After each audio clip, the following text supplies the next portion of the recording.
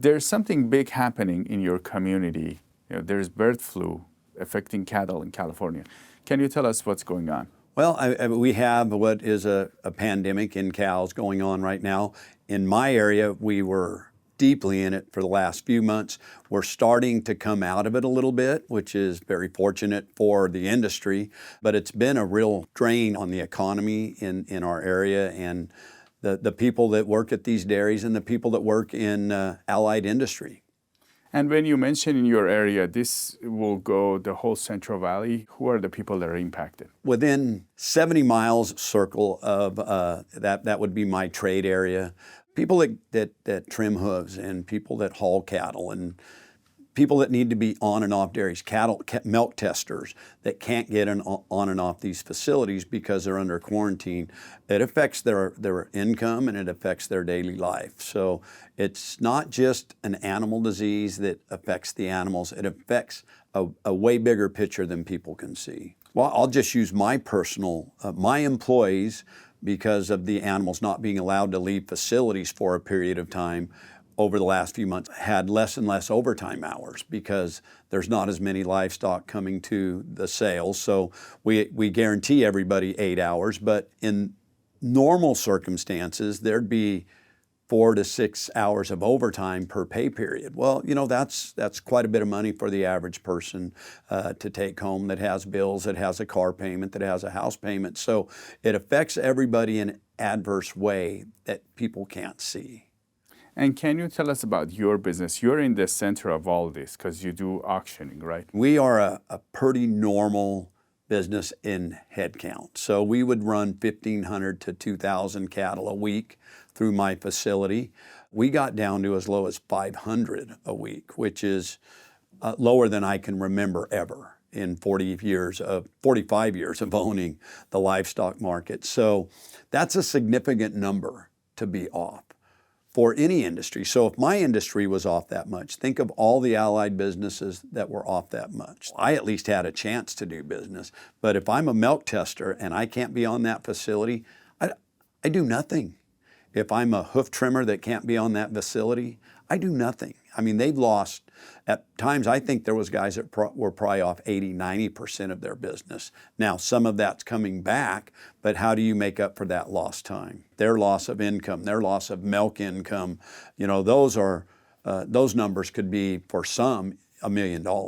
How does the dairy impact it? Well, they're able to sell their milk, but their animals have gotten sick and they don't produce as much. And for some of them, there was mortality rates. There was cows that got sick, lost their babies. They had aborts. We had all these different things that happened to their livestock. So some guys could lose 15% of their animals through attrition, and in spots, 25% of their milk. That's all part of their income. To lose 25% of your milk, even to lose 10% of your milk is a nightmare. So to lose 25% of your milk would be a huge financial hit for a dairy. And how's it going now? Is it still going on based on what you're seeing? Well, it's still growing. So how it started east of me, 10 miles, and then it grew all around me. So my entire trade area had it or has it. It's moved now, it's moving north. It's up in the Turlock-Hillmar area. It's just kind of kept flowing. So I think my trade area is at the end of it, but there's trade areas in the north that are just experiencing it. Can you explain to us how this flu came about and what did you hear about it? How did it start? Well, we first heard about the avian flu happening in Texas and Colorado, and how it got there, what started it. I mean, avian flu, it's birds, right? We're starting to get those COVID messages that there was already some messing with this disease in a lab in Wisconsin, at Wisconsin University. I don't have time to be a researcher at this point, but anyway, neither here nor there. It started in Texas, I believe, was one of the first states to identify this, and it just kind of moved its way west. And how it got over the hill from Idaho to here, there's a lot of different speculations for sure, but You know, for me, I told you I would always just tell the truth, and until I know exactly the truth, I don't spread rumors. And so how it got here is suspect at best. But it's here, and we're going to deal with it. You know, right off the bat, there wasn't a big impact because, you know, it was a few dairies at a time. But then all of a sudden, I think if we look at the numbers, there's right at 400 dairies in California that are now currently affected or have been affected by the avian flu. So then it spread, and then you have the auction house. Yes. So then you started seeing it, or did the Oh, you could farmers... definitely, if you knew cattle, you could tell there were people that hadn't been diagnosed yet, and they would send a load of animals so they're not under quarantine, and I'd say, oh, you'll be diagnosed by next week. There's just a look in these cattle. It's a different sick than somebody with 45 years of experience like myself has seen in livestock. I mean, it wasn't a dramatic sickness, but their ears were droopy and they just looked like they didn't feel good, right? And so you could just see it was coming. And so you saw it in your auctions in oh, the you could see it in the the cows. You could just see guys that had they'd send 50 cows. You could see it in 6 or 7 cows. Yeah, this cow's not feeling good. I couldn't tell you what it is. And I guess to explain that to the average person, most of the cattle that don't feel good that come to a livestock market either have a sour stomach or bad quarters, that mastitis or coli in their bag. So it's making them not feel well. You know, different things that are very identifiable. You know it exactly what it is when they walk in the ring. These cows just had a different look, and you'd almost have to put them side by side and have a pointer to show the average person what you're seeing. But yeah, it was very obvious to spot those cows that weren't feeling good. And so you can't, based on your experience, you can tell if the cows are sick, like based on many years of looking at them, right? That's my job to know. It's what makes me a successful auction house, right? I know what livestock health looks like, right? I know what a good one is from a medium one to one that's, less than stellar. That's my job to know.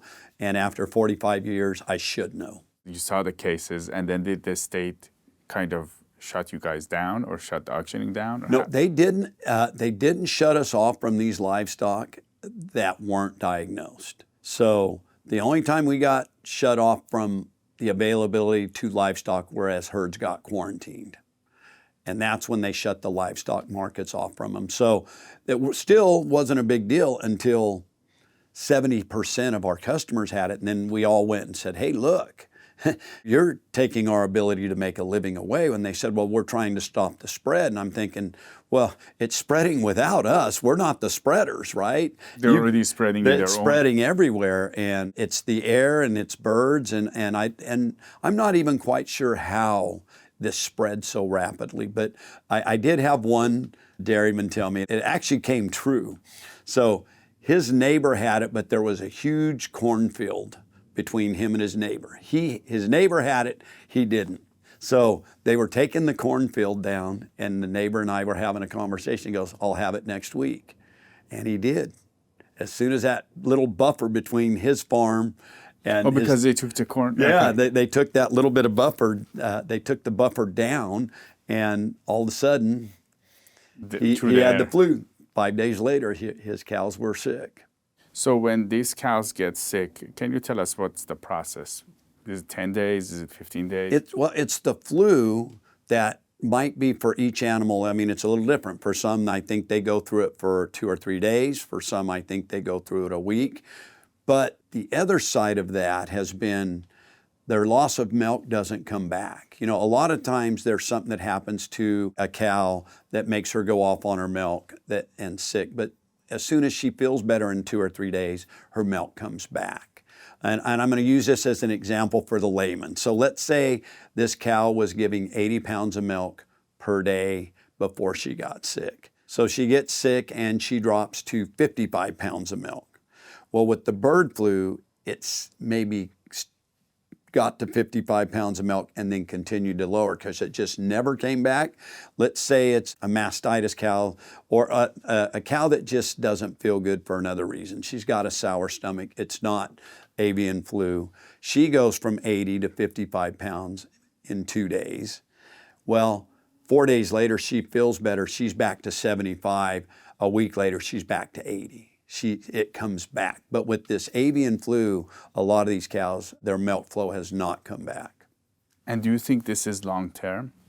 Well, I think those cows that aren't coming back, you have two choices. If they still have a calf in them, you can dry them off and see if they come back the next time. The problem with that, if the calf is too small, the calf will out-eat the cow, and that's never a good income. But that's for another story. But those cows are going to probably be sent to harvest because they're not going to be useful, and you're going to have to figure out a way to replace those animals. The problem is the availability of replacements right now is at an all-time low.